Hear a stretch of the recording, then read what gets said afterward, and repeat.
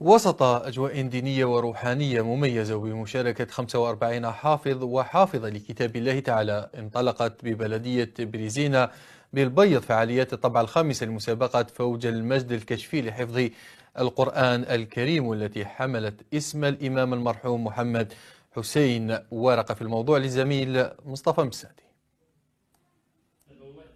70 حافظا وحافظة لكتاب الله كانوا على موعد مع الطبعة الخامسة لمسابقة فوج المجد الكشفي ببريزينا لحفظ القرآن الكريم لمختلف الأعمار والفئات في جو تنافسي روحاني. العمر 16 سنة، وقرأ حزبا القرآن الكريم 60 حزبا.